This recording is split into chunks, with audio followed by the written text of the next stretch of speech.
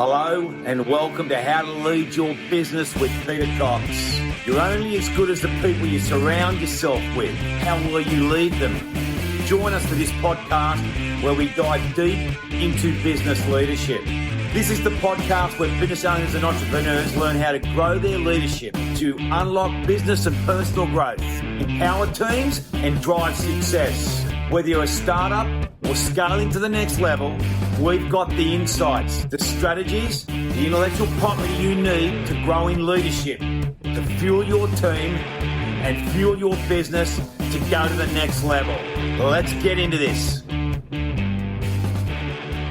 What a powerful conversation with Damien Scarf, a true entrepreneur who's built across industries with vision, resilience and heart. From retail to wellness to sending luxury spaces, Damien's story reminds us that leadership is about people, trust, culture, and never being afraid to adapt or fail forward. Here are just a few takeaways from today's episode. Build the right culture with the right people. Delegate to grow. Don't try to do it all. Listen deeply, decide boldly, and stay resilient. And most of all, get a mentor who believes in your journey. If you found value in this episode, please share it with a fellow business owner and subscribe to the channel so you don't miss future episodes. For more tools, insights, and leadership content, connect with me, Peter Cox, on Spotify or visit Leadership Dynamics. Thanks for tuning in to How to Lead Your Business. Until next time, keep leading, keep climbing, and keep making a difference. Well, good day, listeners. It's Peter Cox here, founder of Leadership Dynamics, with a very special business owner and entrepreneur, Damien Scarf, founder of Scent Central, and the grandson of Reuben F. Scarf. For those of you that are in Sydney, in the Newcastle area, you know what an iconic brand that family-owned business is and was run and led by Damien for many, many years. Thanks for taking your time today, Damien. Pleasure, Pete. Thank you for having me on. Tell us a little bit about your family history, starting off with your grandparents starting Reuben F. Scarf and how you ended up running that business, Damien. Oh, no worries, Pete. You know, it's in a lot of cases, like all family businesses, it's a little bit like sometimes be careful what you wish for. But, you know, I grew up around business from a young age. My grandfather and father built Reuben F. Scarf menswear into a household name. It was, you know, a big name in the 70s, 80s, 90s, and, you know, early 2000s. And it was national, went all around Australia. And, you know, we've still got a lot of stores. So I was raised with the idea that hard work and enterprise were the way forward. So, you know, over the years, I've built and invested in multiple businesses, from retail to manufacturing and property, which we can touch on a little bit more later. And today, as you said, as you referred to earlier, you know, I'm the founder of Scent Central, which services clients nationally. But, you know, my journey hasn't been about one business. It's about constantly building and adapting and finding the next opportunity. But I don't know, and I'm not the best. I'm not the best at ticking off tasks. I'm strong at seeing the bigger picture and creating ideas and putting the right people into place and trying to then make it happen. Tell us a little bit about some of the key lessons you learned, Damien, about stepping into the hot seat of leading those chain of Reuben F. Scarf stores. How many stores did you have? At our peak, we had about 35. Mm-hmm. And it always came back to one thing. You can't do it on your own. You're only as good as the people around you. You know, there were a lot of times where that business was not meant to survive. If we were a share, people would have been shorting us pretty heavily.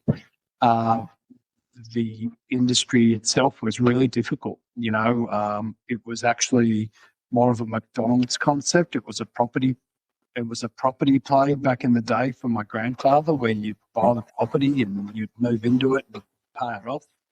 And that then became a Westfield sort of, GPT, Lend Lease a large shopping centre concept instead. It evolved into, once the high street started going into those shopping centres, it became a shopping centre rental model, which was not nearly as prosperous as the property model. But yeah, it was. There was some tough love involved over the years. And how many staff were you leading it when it was max 35 stores? Oh, anywhere between 200 and 300. Mm. And what's the most important advice you could give a business owner right now when it comes to leading people? Look, I'm glad you asked that, because I love answering this question. Mm-hmm. Leadership's about accountability. At the end of the day, it's about being the one who carries the responsibility when things go wrong, and giving others the credit when things go right. Mm-hmm.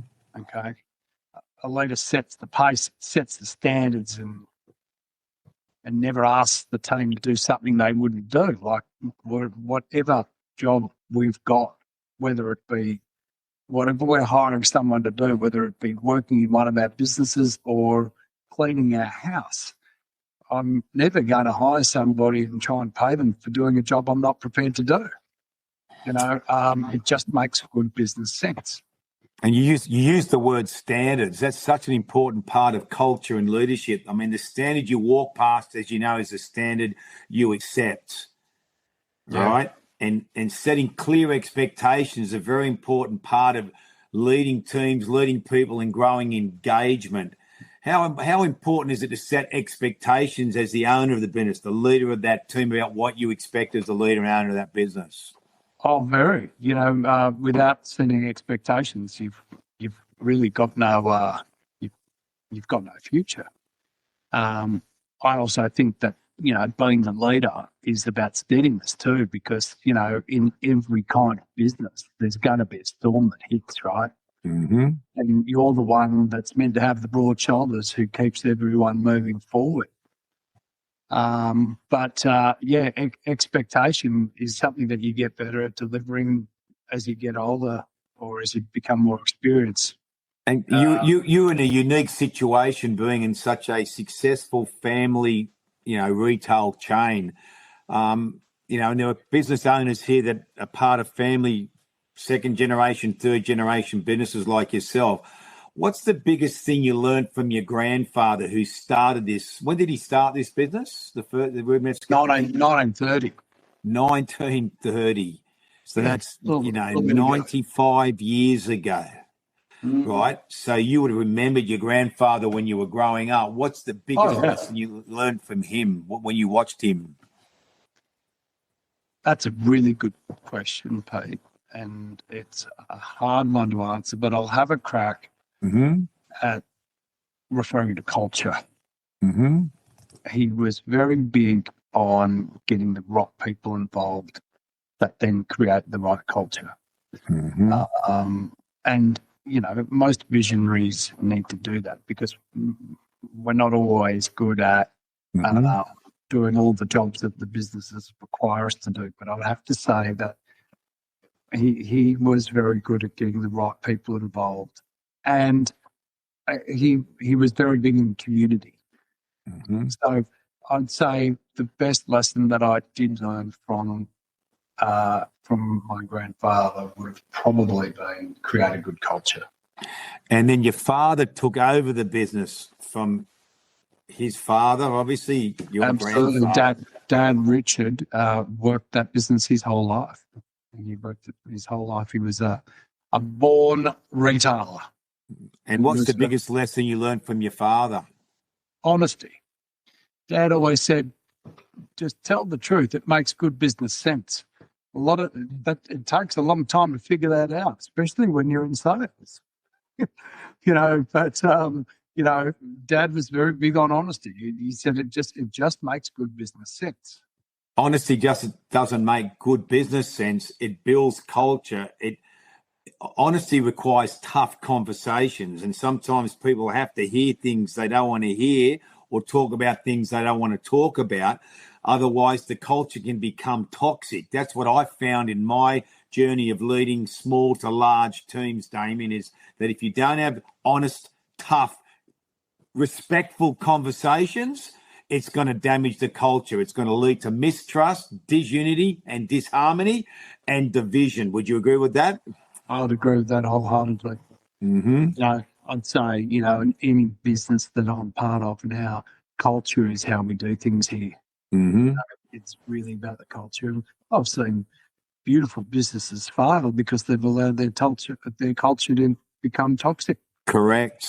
It can be a few reasons. It can sometimes be a bad apple in there, which we will barrel, but it generally comes from the top. And then you didn't rebrand Damien Scarf, but you redesigned the format of the retail space, and then you franchise it. Is that correct? Yeah. So, about 15 years ago, or a little bit longer, we started going up market. Instead of selling $200 suits, we'd sell $700 or $800 suits, and we'd make the stores a lot brighter and more beautiful with lovely furnishings and finishes. And we then became a franchisor. So we let a lot of the current managers do where they used to manage the store. We let them own the store, and they became franchisees, and they're still in there. Without them, it would not have survived. Once again, creating the right culture, getting the right people involved, still there. So if you walk past a Damien Scarf store these days, you'll note that the person behind the counter or trying to sell you that suit is generally the owner, hence its success. And it's quite interesting how many times you've already said that if we hadn't done this, if we hadn't done that, we wouldn't have survived. And each time you say that to me, it's tough being a business owner. And there's business owners listening to this podcast right now, and it is not easy to own your own business. It looks great on video when you're on the back of a big boat, but what it takes to get there, as you know, is a lot of time, effort, work ethic, sacrifice, paying a price, risk. Absolutely. Look, businesses, they're really easy to get into, but my goodness, they are very hard to get out of. Correct. So, make sure you do your due diligence and know you really want to get into this, because it creates a life of its own. And once it gets going, it's pretty hard to stop it. Mm-hmm. Under normal circumstances, you shouldn't want to stop it. No. But it's hard to stop even if it's not going right. So that's the reality with business. They're real easy to get into, but that can be really hard to get out of. And then you went into the toilet paper business. Is that correct? You've been doing some homework, Mr. Cox. Yes, I did. Business leads on to business, right? And if you've got your eyes open, they, your success leaves clues. I created a line of toilet paper that was the first non-wood toilet paper, so tree-free toilet paper. It was made out of bamboo, which was nice and soft. It was 3-ply.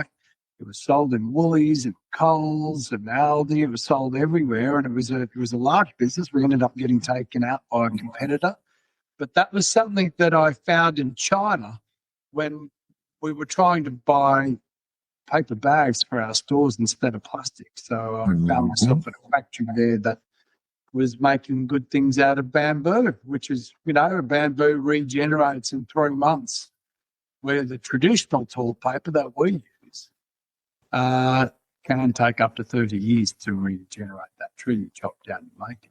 Amazing. So, and that was a famous little business for as long as we had it. It was a great thing to be part of. Just knowing that it had the potential to do big things, but it was also doing good things at the same time. It's not often it's not often you can tick all those boxes in a business. So you'd go into a Woolworths and see your toilet paper there on the shelf. Yeah, I would. Made out of bamboo. Yep. Going to China to look for paper bags or plastic bags. Yeah, absolutely. You've always been a dreamer, Damien. You've always been an entrepreneurial, always thinking outside the square. What advice can you give to a young business owner there that's got dreams? listening. If you've got dreams, it's about listening, not just hearing, but truly understanding what is being said. And I know these sound like just words, but it's so true. The other really important trait is decisiveness. Teams want clarity. They don't want endless debate. So you've really got to go in there if you are about to do something with a decisive plan. Because you don't want to end up yabbling away because you'll lose your message.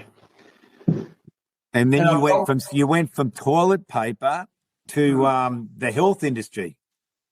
I did, yeah. With a couple of mates, I started up a one-on-one assisted stretch concept where it was a wonderful thing for health, because most people they lose flexibility as they get older. And there are things out there. There's massage, there's chiro, there's physio, but the reality is we don't do what we're meant to do, and that is stretch every day.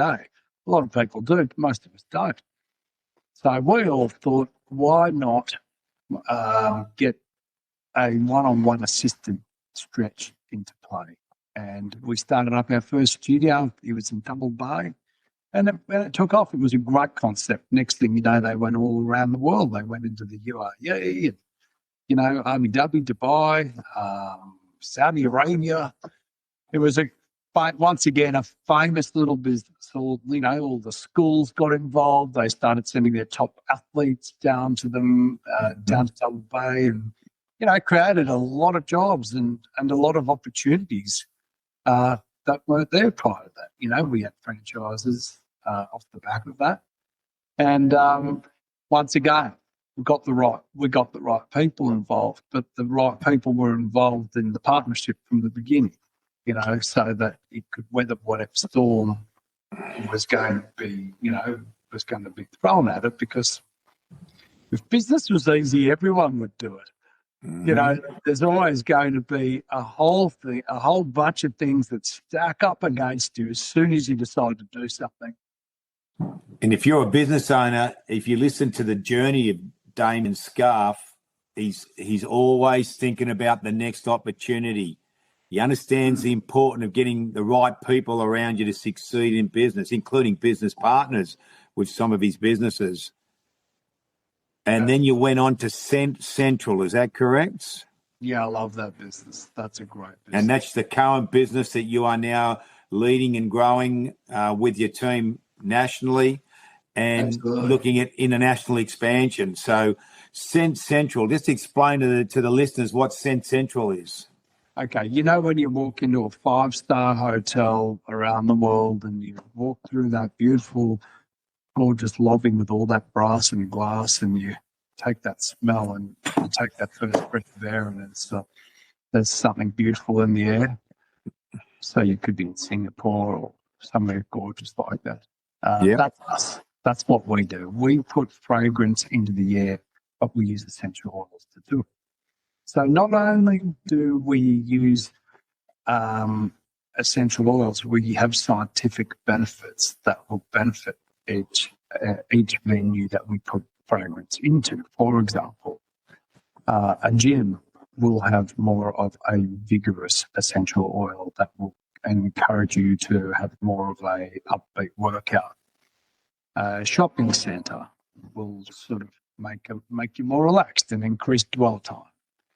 A university will have what we call our limitless fragrances, and they will increase concentration. So it's so much more than just aromatherapy. It's commercial aromatherapy on scale. And it's a fast-growing industry, isn't it? That industry is growing because the Fulton Bay Hotel in Singapore, which my wife and Debbie and I stay at on numerous occasions.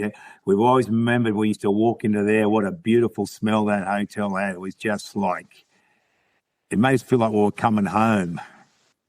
I like that point, Pete, because I've always said to my sales team and anyone else that wants to listen, if our clients are not asking for this for their homes, then we haven't done our job properly. Mm-hmm. So unless they're all asking, can we have this for our home, we just haven't done our job properly. Mm-hmm. So, yeah, I like the fact that you said you felt like you were coming home.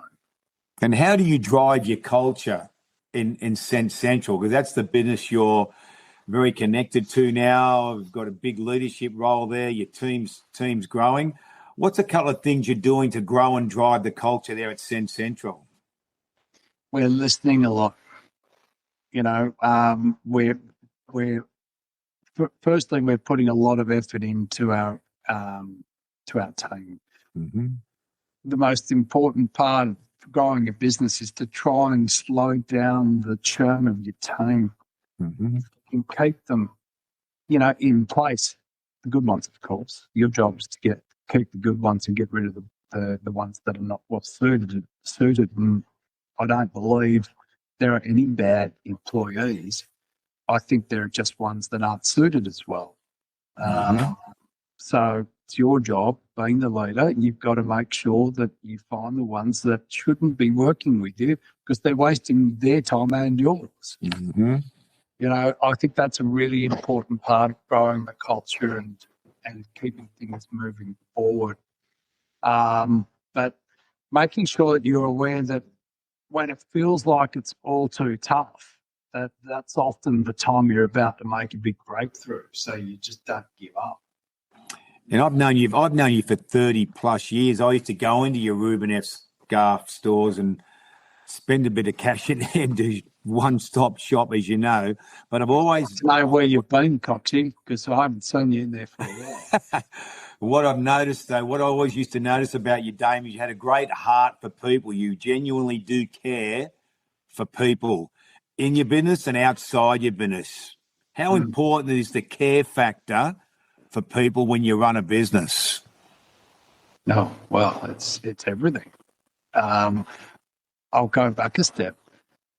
When you're running a business, back in the old days, older days, gosh, we don't sound any older than we are. People used to look to the church for guidance and their second home. Now the church isn't in vogue as much as it used to be, and they look at their employer for guidance that they would have normally had received, from a community event like a church or something like that. So I think it's more important than ever to be a good employer and be conscious that it comes with a responsibility. And the responsibility sometimes is that you're going to know a lot more about the people you work with than perhaps you're even comfortable knowing about, but it's still a responsibility. And I think the good employers look at it as a privilege as well. And if from a leadership standpoint, what are 3 key leadership behaviours you think you need to develop and grow to become a successful business owner? If there were 3 leadership behaviours as a business owner that you believe you really got to nail, what 3 would those behaviours be? That's an easy one, and I'll keep coming back to these until the end, and that is A, listening, and B, decisiveness, and 3, resilience. So you got to listen, you got to be decisive, and you got to be resilient. So what's resilience mean? What does resilience mean? It's being able to get up when you get knocked down and keep moving without losing faith. Yes, to keep believing, to keep dreaming. Yeah.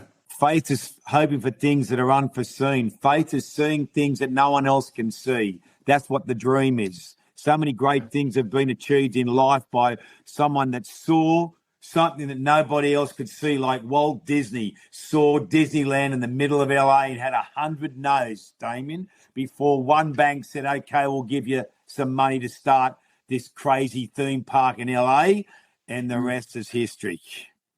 That's right. But he got knocked down a few times too from memory, didn't he? 100 times. He had 100 no's to get funding. Yeah. Mhm. So resilience. Yeah, great. Yeah. And he just, that's a great example. And that we'll never get tired of using that or referring to that. And you've always had advisors. You've always had people leading you. What have you learned about being led by someone that's independent to your business, but that has a certain level of credibility that you trust and success in their own life?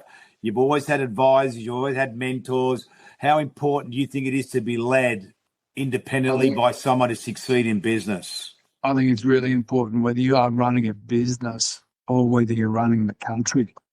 You've got to have a panel around you of people that you trust that know more than you, okay, in those areas that you lack. I've always said, if you're the smartest guy in the room, get out. Our job is to surround ourselves with people that are as smart or smarter. And if you don't have them, find them. To have, as I said, whether you're running a business or running a country, you've got to have the right advisors. We don't know everything. People that think they do, they're heading for a horrible fall. And I agree. And there's so many business owners there that have great business ideas, starting to get some momentum, but they try and work it out all themselves.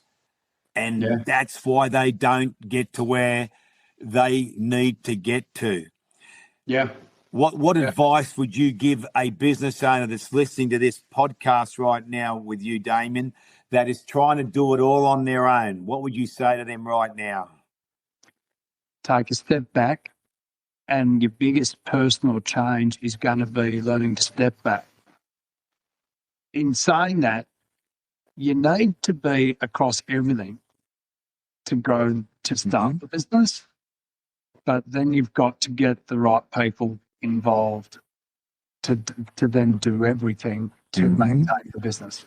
So you can only get so far doing everything on your own, but you need to have done it at some point. You don't have to be an expert at it. You just have to know how it's to be done. But great advice. And every business you've been involved in, Damien, has created a certain level of success or exit. And you've scaled businesses. You know, a lot of business owners want to grow. They want to scale. They want to reach for the stars. They believe in what they're doing with their business concept, right? What advice? What's some key steps that you implemented to scale your businesses? What advice can you give a business owner right now that wants to scale their business? Cash flow is king, right? Profit on paper means nothing if you can't pay your bills. So, cash flow is the pulse.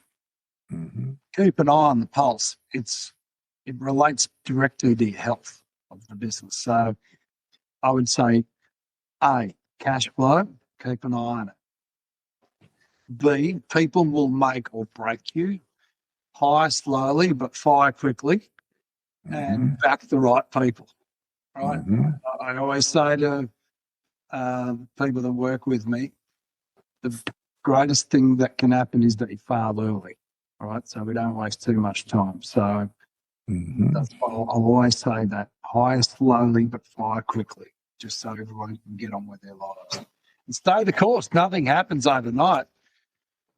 Success is built on persistence, not shortcuts, unfortunately.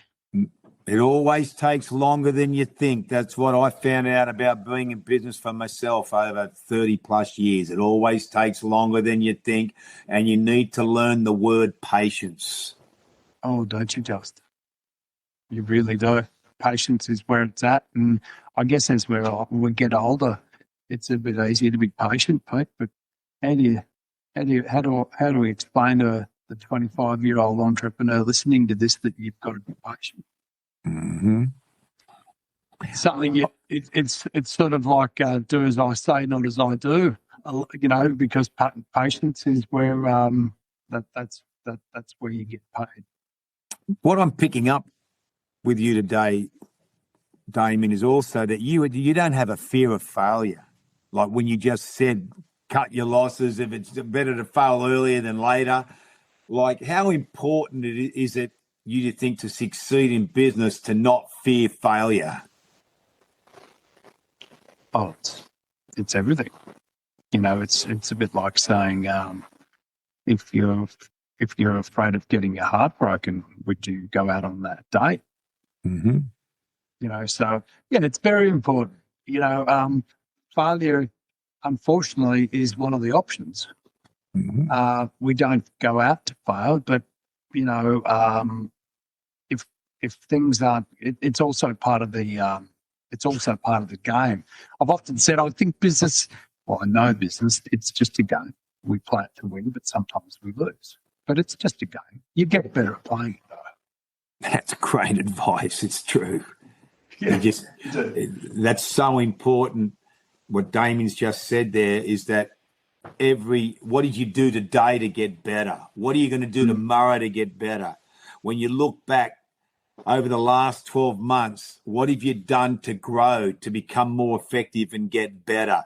And if you keep growing, you keep getting more effective, in the end, you're going to get up that mountain. But if you are not growing, if you're not changing, change equals progress. Without change, there can be no progress. What you're not changing, you are choosing. So part of success and beating failure is you've got to adapt to change. There's going to be change. It's coming.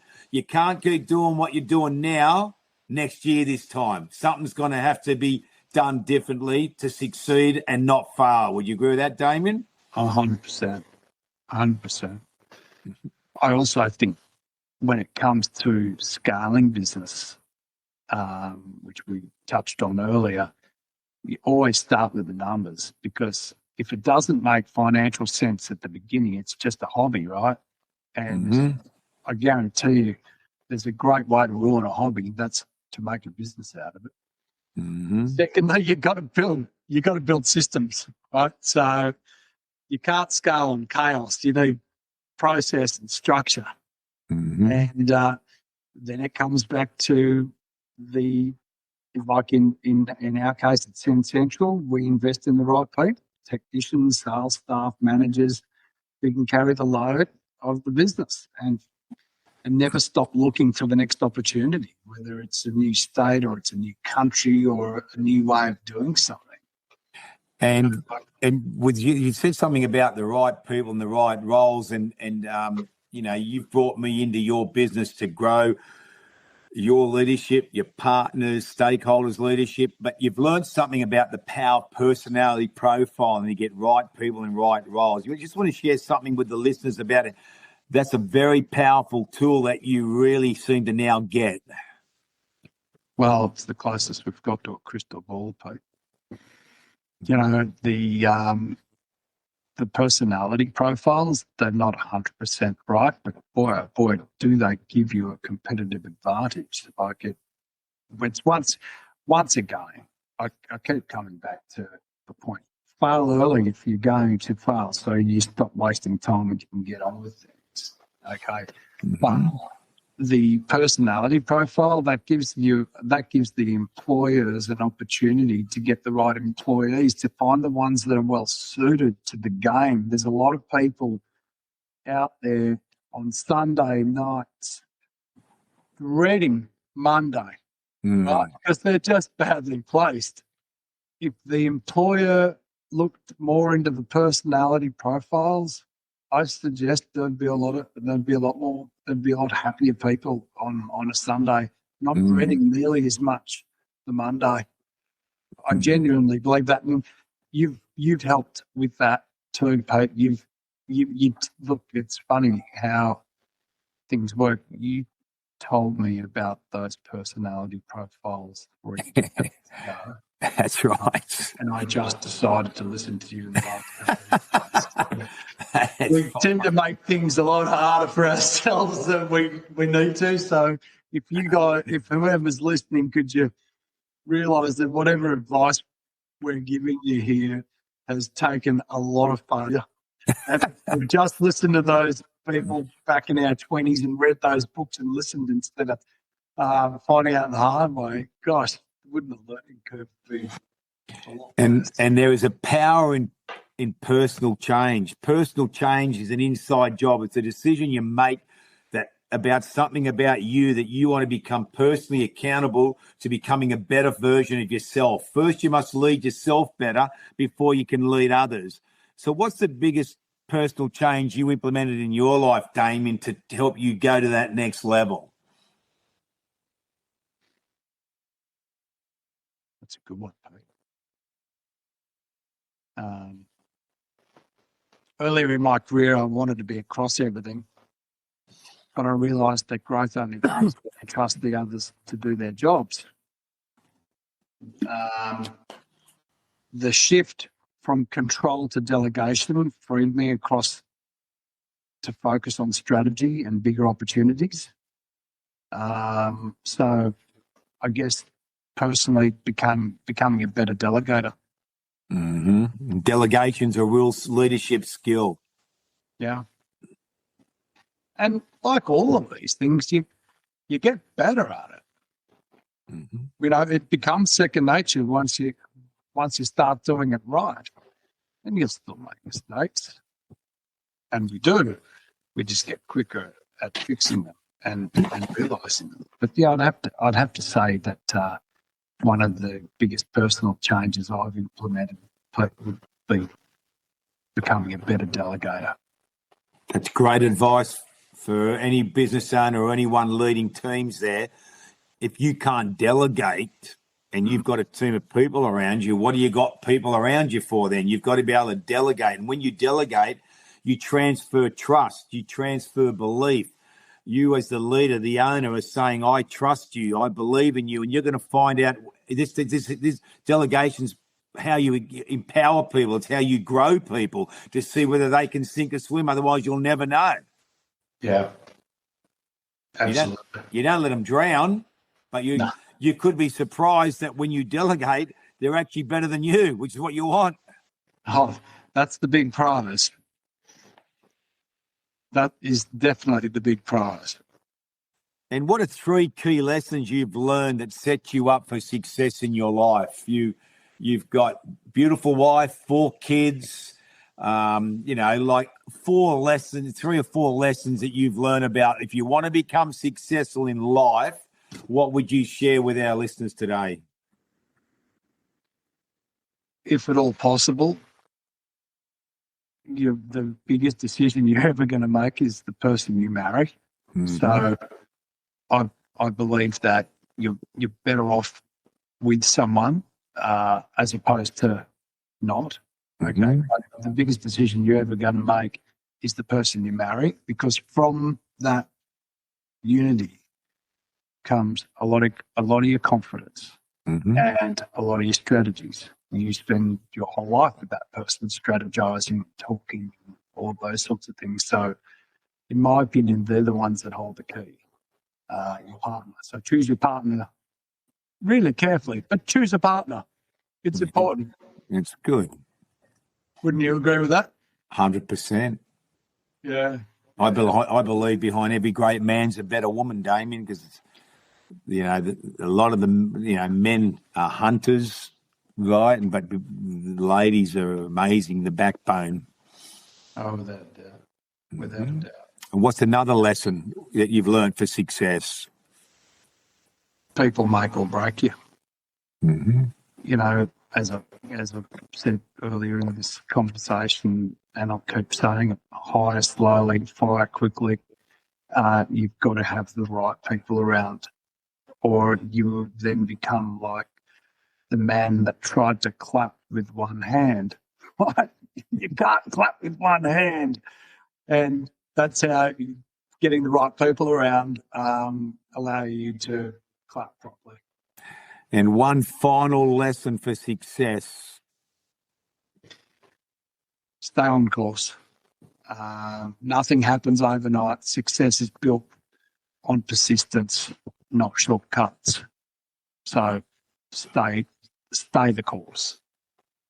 Well, Damien, I want to thank you for giving up your precious time today for Coxie's podcast here on Spotify, for those business owners that plug into these podcasts, and you're making a difference in people's lives more than you may realise with the IP and the wisdom that you have shared today about the importance of the culture, the importance of standards, the importance of right people, right roles, the importance of profiling, the importance of choosing the right partner, the importance of it always takes longer than you think, the importance of being patient. There's so much that you've shared with us. It's about staying the course and never giving up, and better to fail earlier than later. And there's just so many pearls of wisdom here with Damien Scarf, founder of Sense Central, and really is a born entrepreneur, though. I've known Damien for over 30 years, and he's always been leading, building and growing successful businesses. And it's been a very, very powerful sharing of your story today, Damien. If there's one last final thing you want to give to the listeners before we sign off today, what would you say? Get yourself a mentor. If you don't have one, go out and get one. Find a mentor that you can get on with, that you respect. You've got to first respect their achievements, okay? And then you've got to like them enough to want to spend time with them. But I think that's a very, very important part of your development. And it could just be a good mate. It could be somebody that you've watched grow, and you've a friend of your parents or someone like that. It could be someone like that. But failing that, I'd be looking to get a good mentor to help you with the next stage of your development. They're very important. Great advice, Damien. Thank you for your time. And that's another podcast with Coxie here, Peter Cox, founder of Leadership Dynamics. And we'll see you at the next podcast. Thanks for your time, Damien. Thanks for having me, Pete. Bye. Take care.